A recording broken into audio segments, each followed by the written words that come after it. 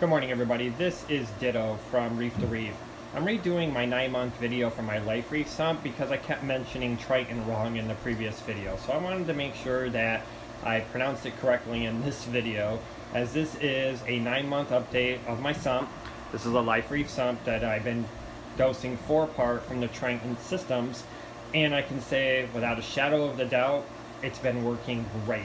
The quality of the sump is second to none. It's a Lifereef Berlin 200S system with a Lifereef refugium. And I'm going to start off with the actual refugium, which is a 24-gallon refugium where it's being powered light-wise by a Kessel light and a Home Depot light. And I was doing the same cross comparison that Bulk Resupply was doing, where they were trying different lights. So I thought, you know, I was going to try the same thing also. And what I learned was I got good growth with my Home Depot light.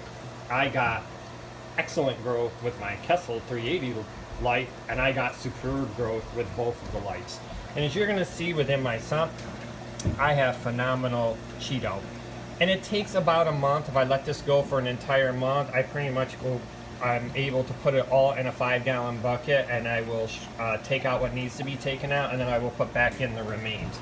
And you're going to notice I have coralline algae growing everywhere, and it's pretty much consuming, and this is about after 2 weeks, my entire sump. And what you're going to notice down here as I get closer, I got a very big crab. Look at that. There he is. He's my primary cleanup crew. He came in on some Tampa Bay saltwater rock, and I couldn't get rid of him. He started off tiny. He was a bad crab. And I said, you know, I'm not going to get rid of him. I'm going to throw him into the sump. And he's been growing ever since, but he's my primary cleanup crew in there. But overall, no problems whatsoever growing Cheeto, even with a Triton configuration. With a flow rate of about 600 gallons an hour is currently what's going through my refugium. On to my skimmer. I'm currently running a Lifereef skimmer. This is a Venturi skimmer. It's an SV24, and as you can see, a lot of skimmate. A lot of gunk in there. I usually clean it today, but I want at least people to see that, yep, it's dirty. It's connected to a CO2 scrubber where I try to keep my pH at 8.1, and on average, I have to use my CO2 scrubber anywhere from 30 minutes to an hour per day. The bubbling of my skimmer is superb. It's being powered by a Mag 18.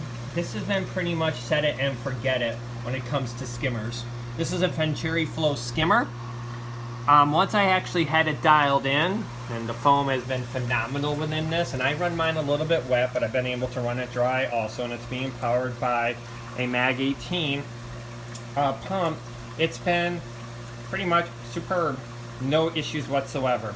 It's connected to a 5-gallon bucket, as I'm going to show right down here, which has a float switch. That float switch is tied to my GHL ProFlux controller, and when my skimmer bucket fills up, it turns off the skimmer. Going on to the main, or the return chamber, I'm running 2 Lifereef canisters, media reactors. One of them is carbon, one of them is phosphate. I currently use the Triton phosphate and carbon configuration, and I have to replace it about every 4 months. Within here is also where all my probes are. I am currently doing a swap out of both a GHL, going from Apex to GHL. But as you can see, here's my pink pad, and I have to clean my pink pad or replace my pink pad about every week. If I fail to replace it on Sunday, which will be today, what will start happening is by Tuesday I will start getting micro bubbles from my tank because my pump, which is a Blue Line HD 100, is not going to be able to get enough water through it. And then my other chamber, which is where my auto top off is coming in, and this is my chamber that I do all my dosing. And I'm sorry that's a little bit dirty, but again, it's been 9 months and this sump has been superb, working without any issues. And I have 2 returns, one that's right there that's coming into this chamber, and one that's coming in over here into this chamber. My total flow through my system right now is 1,000 gallons an hour is going up to my tank, and upstairs is a 150-gallon tank. How do I know that? Is I have a GHL flow meter off of this, and I also have another GHL flow meter that's running to my refugium, which is roughly 600 gallons an hour. And that's being achieved by a Lifereef, or not a Lifereef, sorry, a Blue Line HD 100 pump, which is sitting right here. Behind this, because I am dosing the other Triton configuration, I have also a Lifereef calcium reactor, which is chugging along, no issues whatsoever. One of the things I have learned throughout this configuration is the flow valves are very important. And as you can see, is I'm not running full flow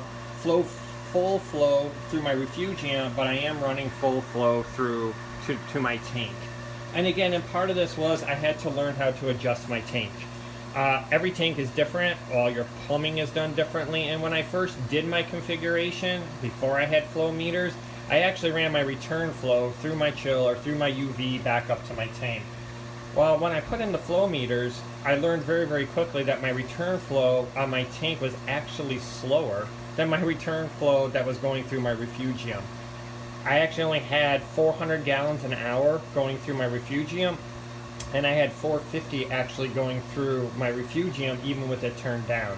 I reconfigured and redid my piping, and then it was allowed me to achieve 1,000 gallons an hour up to my tank, and also right now 400 gallons an hour through my chiller, through my UV, which is behind my sump, and I don't use my UV unless I have to for emergency purposes, and then to my refugium.